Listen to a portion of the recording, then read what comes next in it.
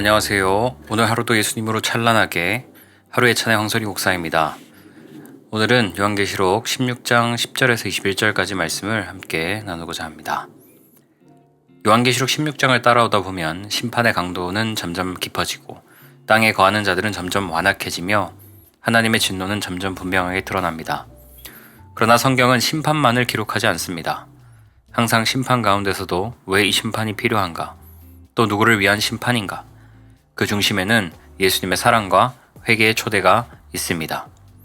오늘 16장 10절에서 11절은 그 사실을 극명하게 보여줍니다.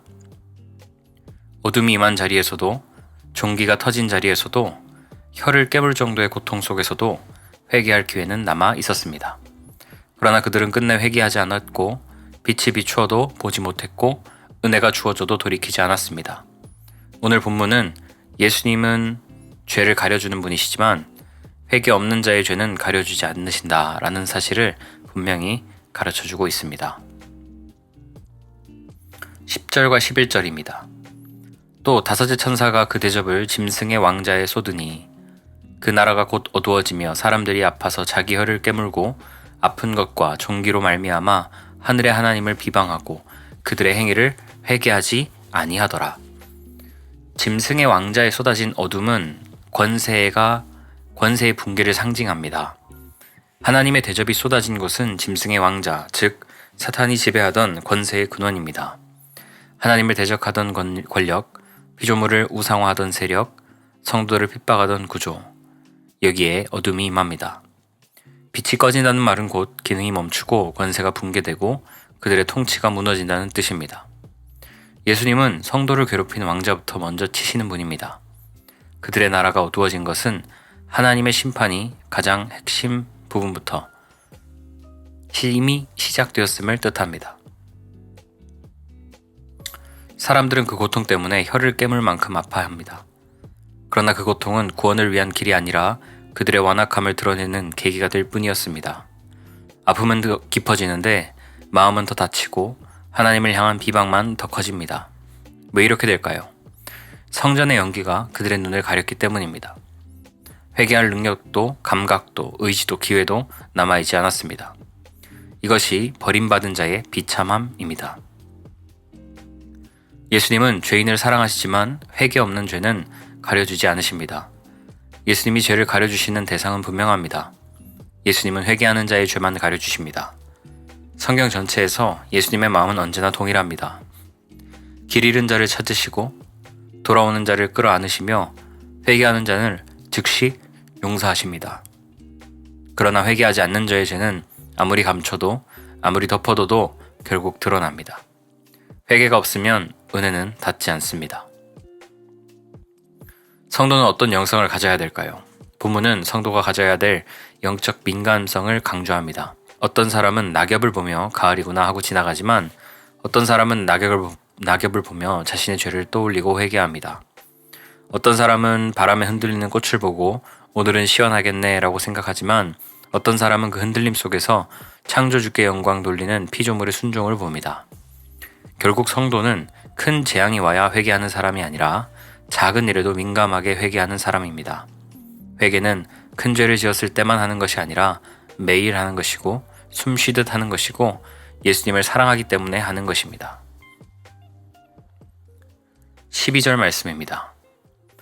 또 여섯째 천사가 그 대접을 큰 강 유브라데에 쏟음에 강물이 말라서 동방에서 오는 왕들의 길이 예비되었더라. 유브라데는 특정 지명이 아니라 전 세계적 구조를 말합니다.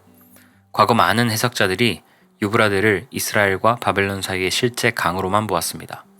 또 어떤 해석자들은 미래에 그 지역에서 벌어질 전쟁으로만 국한했습니다. 그러나 성경은 지금 하늘의 관점에서 전 세계를 말하고 있습니다. 땅에 거하는 자들은 유브라데 근처 주민만이 아니었고 사탄의 괴롭힘은 한 나라, 한 지역, 한 시대에 국한된 적이 없으며 성도 핍박은 시대마다, 지역마다, 민족마다 반복되었습니다. 따라서 유브라데는 지명이 아니라 전 세계 악의 세력의 전체를 상징합니다. 예수님은 특정 국가만 심판하지 않으시고 매 시대 전 세계에서 성도를 괴롭히는 모든 악을 동일하게 심판하십니다. 강물이 말랐다는 것은 환경적 재앙이 아니라 삶의 근원이 끊어짐을 뜻합니다. 유브라데 강이 실제로 마르는 장면은 핵심이 아닙니다. 강은 인간의 생존, 도시의 발전, 나라의 흥망성쇠를 결정짓는 삶의 근원이죠. 본질은 이것입니다. 예수님이 심판의 대접을 쏟으면 악한 자들이 의지하던 삶의 근원이 완전히 끊어진다는 의미죠. 각 사람의 삶에서는 이렇게 나타날 수 있습니다. 정치인은 후원자들로부터 버림을 받고, 부자는 마지막 자금줄이 끊어지고, 지식인은 연구비를 잃고, 회사의 CEO는 하루아침에 신뢰 기반이 붕괴되고, 가정은 든든해 보이던 관계가 무너지고, 건강한 사람도 어느 날 갑자기 병상에 눕게 됩니다. 이 모든 사건이 유브라데 강물이 말라가는 것입니다. 그들은 강물처럼 흐를 것이라 믿었던 삶의 기반이 단번에 사라져 버립니다. 예수님이 지켜주지 않는 인생은 언제든 이런 붕괴를 경험할 수밖에 없습니다. 동방에서 오는 왕들은 삶의 모든 영역을 무너뜨리는 심판적 존재들입니다. 동방에서 오는 왕들은 어떤 특정 국가, 군대가 아닙니다. 요한계시록 전체의 상징 논리로 볼 때 하나님이 악한 자에게 보내시는 심판의 도구들입니다. 동방에서 오는 왕들은 오늘날 우리의 삶에서 이렇게 나타나겠죠.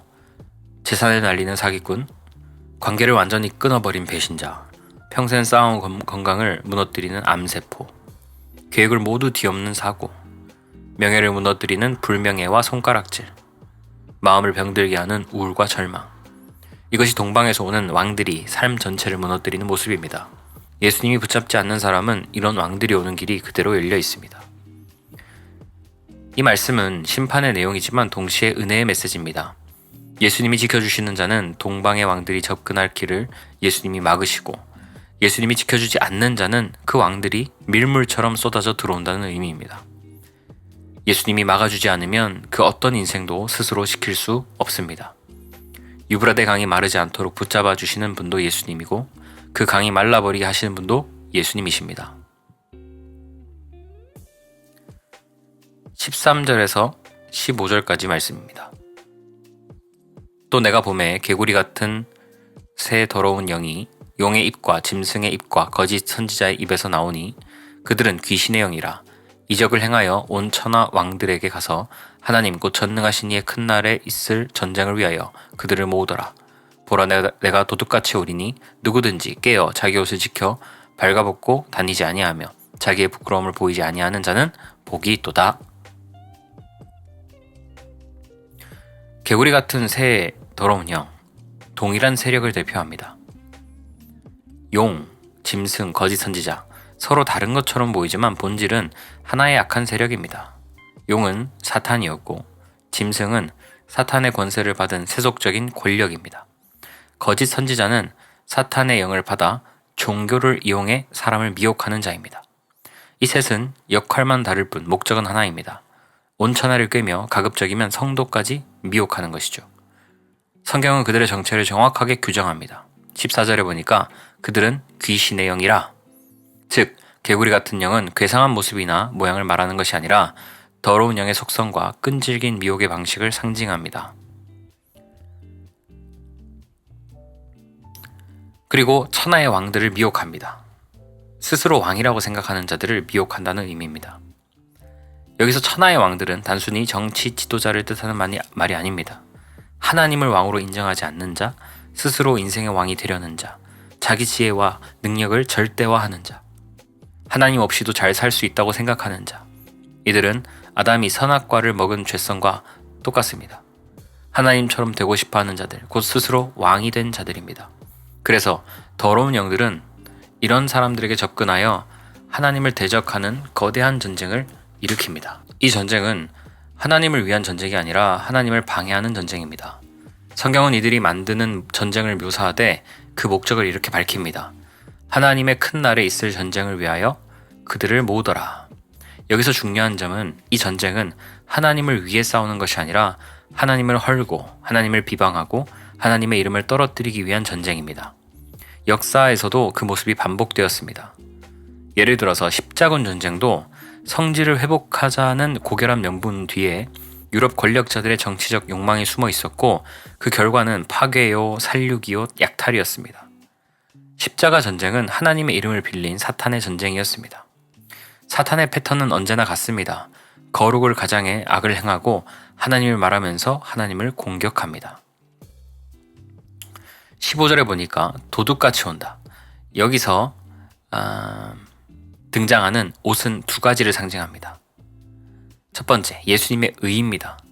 성도의 옷은 자신의 행위가 아니라 예수님의 의로 덧입혀진 옷입니다. 둘째, 죄를 가리는 은혜입니다. 인간은 죄 앞에서 언제나 부끄러운 존재입니다.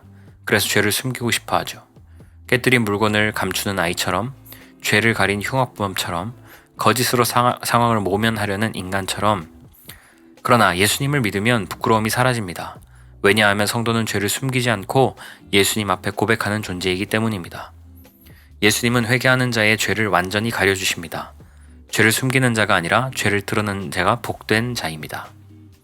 16절 말씀을 함께 보겠습니다. 새 영이 히브리어로 아마겟돈이라 하는 곳으로 왕들을 모으더라.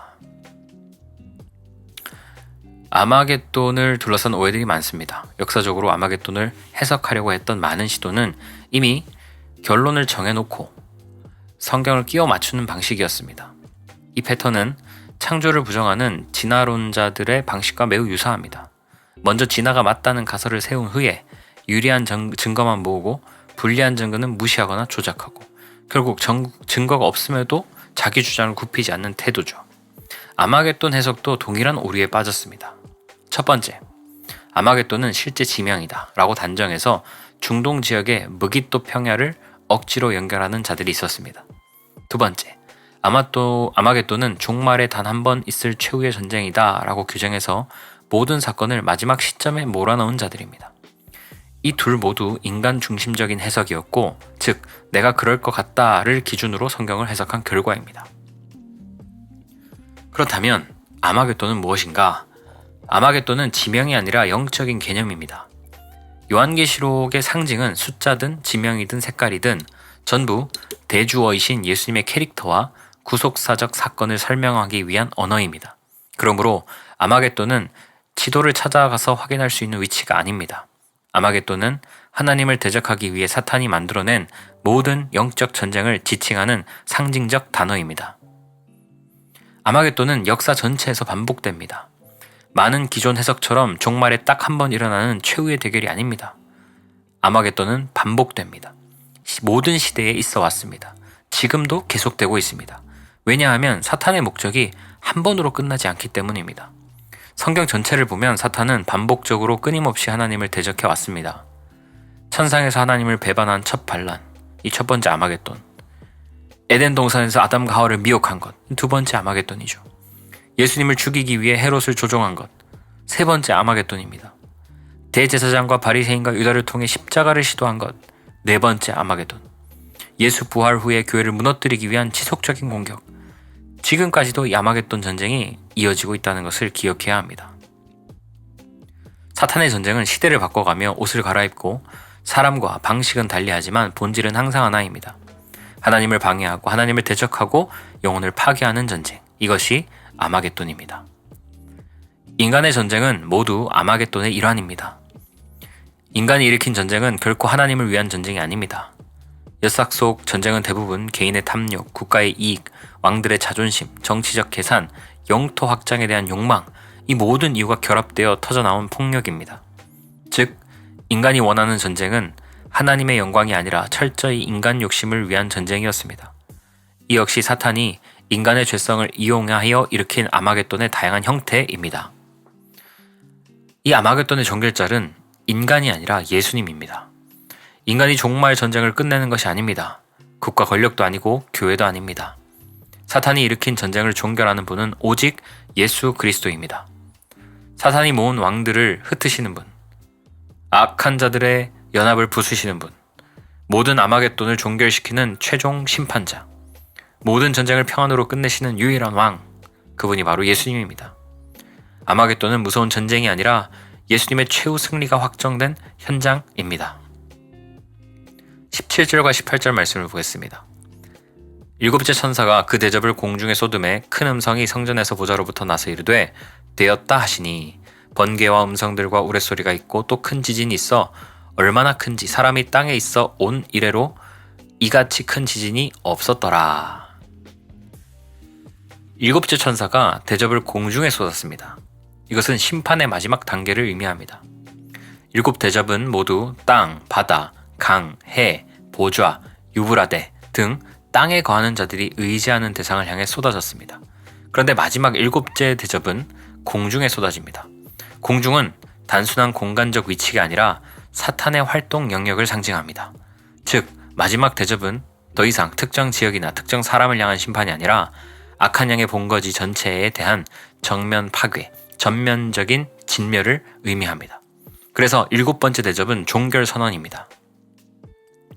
보좌로부터 들려온 한마디, 되었다. 구약 전체, 신약 전체, 그리고 요한계시록 전체를 관통하는 선언입니다. 창세기에서는 빛이 있으라 하시니 그대로 되었죠. 십자가에서는 다 이루었다. 계시록에서는 되었다.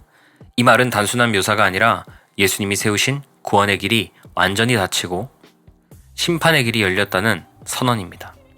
성도에게는 위로의 말이고 악한 자에게는 절망의 말입니다. 번개, 음성, 우레소리, 큰 지진, 이것은 심판의 캐릭터를 상징합니다. 이 네 가지는 요한계시록에서 반복적으로 등장하는데 모두 예수님의 임재와 심판의 캐릭터를 상징합니다. 번개는 하나님의 거룩함을 상징하고, 음성들은 예수님의 말씀, 권위를 상징하며, 우레소리는 심판의 무게감을 보여줍니다. 그리고 큰 지진은 인생을 뒤흔드는 심판적인 개입을 상징합니다. 여기서 큰 지진은 지구가 흔들리는 자연재해만을 말하는 것이 아닙니다. 성경적 지진은 언제나 인생 전체를 뒤집는 사건을 의미합니다. 잘 나가던 사업이 하루아침에 무너지거나, 건강하던 몸이 갑자기 병상에 누워야 되거나, 믿었던 사람들이 등을 돌리거나, 삶의 기반이 무너지는 충격, 이 모든 것이 성경에서 말하는 큰 지진의 영역입니다. 성도에게는 보호의 지진, 악한 자에게는 파괴의 지진입니다. 여기서 중요한 차이가 있습니다. 성도에게 일어나는 지진은 예수님이 돌이키게 하시는 징계의 지진입니다. 영이 민첩한 사람은 작은 충격에도 회개하여 돌아옵니다. 그러나 영이 좀 둔한 사람은 더 큰 징계를 통해서라도 반드시 돌아옵니다. 예수님은 성도가 멸망하지 않도록 지진을 허락하십니다. 지진은 성도를 무너뜨리는 사건이 아니라 살리는 사건입니다. 그러나 땅에 거하는 자들에게 일어나는 지진은 좀 다르죠. 그들의 인생 전체를 찢어버리는 파괴의 지진입니다. 도망쳐도 다시 찾아오는 재난, 극복하려다가 더 깊이 빠지는 절망, 인생의 기반을 잃고 끝내 죽음으로 가는 길, 그리고 죽은 후에 영원한 고통. 예수님의 보호 아래 있지 않은 자는 어떤 재능, 돈, 권력도 그 지진을 막아줄 수 없습니다. 그러므로 성도의 보호자는 예수님입니다. 이 모든 대조는 단 하나의 목적을 향합니다. 성도는 절대 무너지지 않는다. 왜냐하면 성도의 보호자는 예수님이기 때문이다. 성도에게는 예수님이 흔드시는 지진이 있고 그 지진은 반드시 회개와 회복으로 이어집니다. 그러나 악한 자에게는 예수님이 흔드시는 지진이 그들의 마지막을 향해 밀어붙이는 심판의 전조 현상일 뿐입니다. 19절에서 21절 말씀입니다.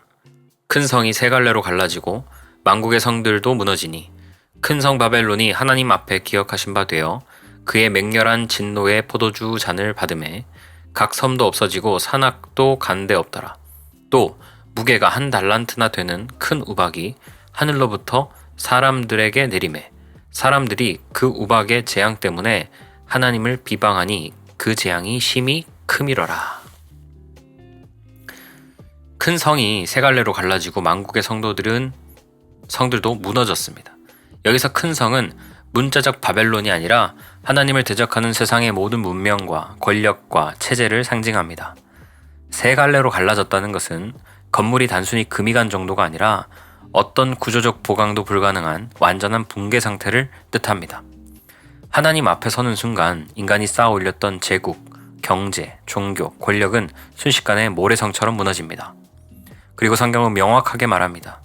큰 성 바벨론이 하나님 앞에 기억하신 바 되어 그의 맹렬한 진노의 포도주 잔을 받음에 하나님이 기억하셨다는 말은 그동안 묵과하셨다는 뜻이 아니라 심판의 때가 찼다는 선언입니다. 성도가 흘린 피, 순교자들의 억울함, 하나님을 모독한 말, 교회를 박해한 행동, 이 모든 것이 하나님 앞에서 잊혀지지 않았습니다. 그리고 마침내 맹렬한 진노의 잔으로 쏟아지게 됩니다. 각 섬도 없어지고 산악도 간데 없더라. 섬과 산은 두 가지의 상징적 의미를 가집니다. 섬은 인간이 숨거나 피하려는 장소입니다. 산은 인간이 의지하는 힘, 경계, 보호막이죠. 그런데 그 섬도 사라지고 산이 무너진다. 이는 문자적 지형 파괴보다는 더 큰 의미를 가집니다. 사람이 피할 곳이 없다는 뜻입니다. 사람이 의지하던 모든 보호막이 제거된다는 뜻입니다. 하나님의 심판 앞에서 인간이 버티고 설 만한 어떤 기둥도 남지 않습니다. 한 달란트의 큰 우박이 떨어지는데 한 달란트는 27kg입니다. 27kg의 얼음 덩어리가 떨어지면 그것은 한순간에 생명을 끊는 치명적인 충격이 됩니다. 그러나 여기서 실제로 27kg 얼음이 떨어진다는 말이 아니라 예수님의 심판은 생명의 숨줄을 단번에 끊어버릴 수 있는 절대적 권세라는 상징입니다. 예수님의 심판은 점진적, 부분적, 교육적 징계가 아니라 악한 자에게는 즉각적, 확정적, 불가역적 심판입니다.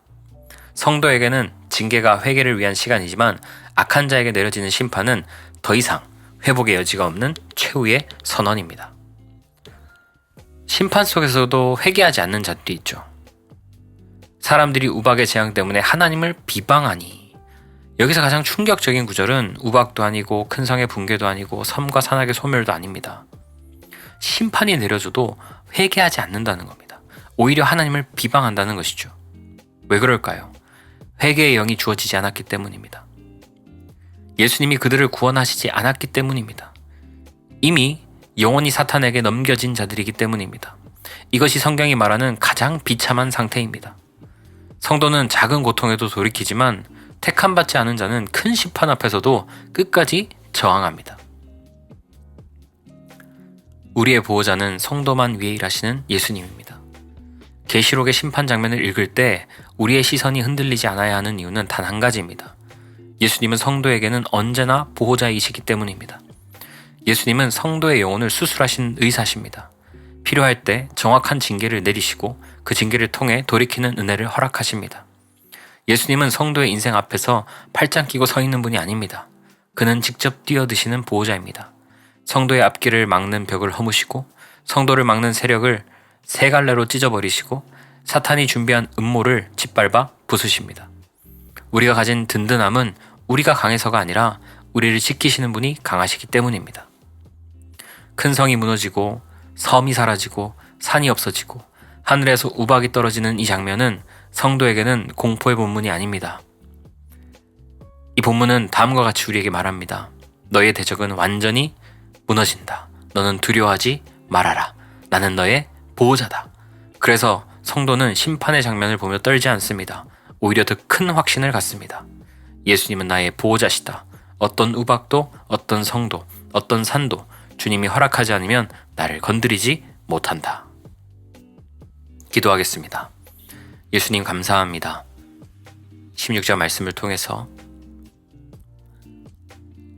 공포와 두려움이 아니라 예수님 우리의 보호자이심을 더 분명하고 명확하게 알게 하시니 감사합니다. 그 예수님의 보호 아래 오늘 하루도 담대하게 살아가는 귀하고 복된 하루가 될 수 있도록 하나님 도와 주옵소서. 감사드리며 생명 주신 예수님 이름으로 기도합니다. 아멘.